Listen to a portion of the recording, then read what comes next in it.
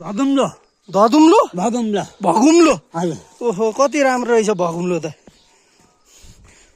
पछि ठुलो भयो भने हजुर फल्छ गेडा कति खाना हुन्छ त गेडा फल्छ गेडा खाना हुन्छ दबाई हुन्छ पेटको राउटेको दबाई अह पखालालाई तल भने हजुर यस्तो गेडा कुट्ने खाने टिपो हजुर त्यहाँबाट सुकाउने ढिकीमा कुट्ने हजुर। फिन्किने अँ धुलो पानी त्यहाँबाट यति धुलो फक्का खाने पानी खाने खाली पेट त्यसले खाने कि पेटको- खाना खाएर खाने खाली पेट खा खाली पेट हजुर खाली पेट खा पेट चाहिँ घटाउँछ पखाला चलेको ठिक हुन्छ च्वाट्टै हजुर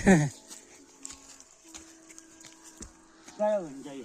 हजुर हजुर यो काफल यो काफल अँ, यो काफल फल्ने चाहिँ कुन बेला हो बुवा यो काफल अँ। आयल फल्दैन जेठमा फल्छ हजुर। बैशाखमा। अनि काफल अनि अर्को हँ?